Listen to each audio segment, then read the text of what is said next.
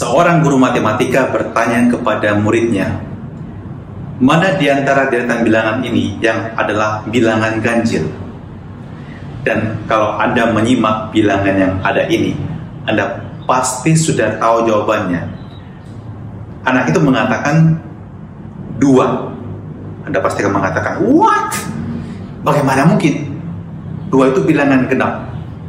Tapi dia mengatakan 2 adalah bilangan yang ganjil, karena dia adalah satu-satunya bilangan genap di antara bilangan ganjil.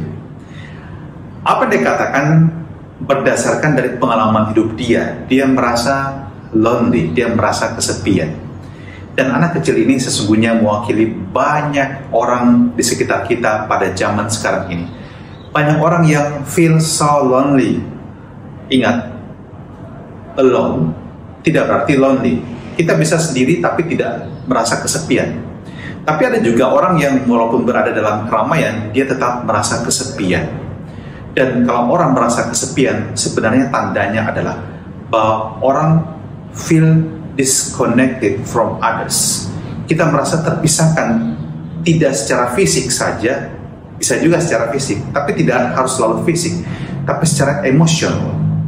Secara emosional, relasional, kita merasa jauh dari orang lain.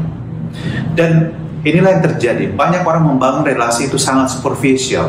Orang tua dengan anak itu seperti relasi yang superficial, yang sangat di permukaan saja. Oke, orang tua kasih materi, orang tua kasih sekolah, orang tua kasih makanan, minuman, pakaian, handphone yang mahal, gadget yang mahal, tetapi relasinya sangat miskin. Demikian juga kita dengan teman-teman. Kadang-kadang kita merasa punya banyak teman, kumpul-kumpul dengan teman-teman, minum-minum, makan-makan, tapi ketika susah Anda bertanya, mana teman saya? Anda punya banyak followers, tapi mungkin itu hanya followers yang hanya sekedar rame-rame saja. Yesus hari ini menunjukkan kepada kita bagaimana kita harus membangun relasi kita. Yesus memilih murid-muridnya. Tidak semua orang menjadi rasul. Yesus memanggil 4 rasul yang pertama dalam perikop Injil hari ini: Petrus dan Andreas, Yakobus dan Yohanes. Yesus memilih orang-orang ini untuk menyertai dia. Dia memilih orang-orang yang dapat dia percaya untuk membangun relasi yang dalam dengan dia, yang dapat memahami siapa dia, yang menyaksikan perbuatan-perbuatan ajaibnya dan percaya kepadanya, dan nanti setia ketika melihat wafatnya di salib, juga tetap mau menjadi muridnya untuk mewartakan dan meneruskan karyanya di tengah-tengah dunia ini. Dan itulah para rasul. Demikian juga kita kalau pilih orang yang untuk masuk dalam relasi kita yang sungguh dalam, kita tidak pilih sembarangan orang. Kita tentu memilih orang-orang yang kita anggap cocok untuk kita dan terbaik untuk kita. Maka kunci dalam membangun relasi adalah tentu kita harus seleksi. Tidak semua orang bisa menjadi sahabat kita.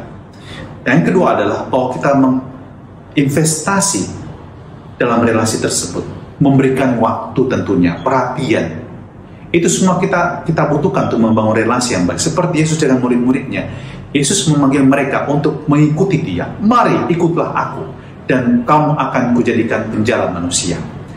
Maka untuk melawan kesepian, kita harus membangun relasi. Tetapi bukan sembarangan relasi. Relasi yang dalam. Di dalamnya kita menginvestasi apa yang kita anggap juga berharga untuk kehidupan kita. Sebab tidak ada relasi yang berkualitas tanpa investasi sesuatu yang berkualitas juga dari hidup kita. Waktu kita, kejujuran kita, kesetiaan kita, perhatian kita.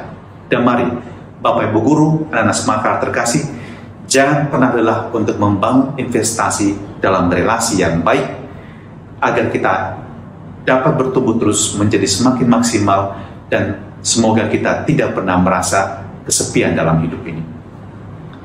Tuhan, kami bersyukur untuk begitu banyak orang yang Kau utus di tengah-tengah kami, yang telah menjadi teman seperjalanan hidup kami dalam suka dan duka. Bantu kami Tuhan untuk senantiasa menemukan sahabat-sahabat teman seperjalanan dalam hidup ini yang sungguh-sungguh merupakan sahabat yang membawa kami untuk menjadi lebih baik dalam kehidupan kami ini.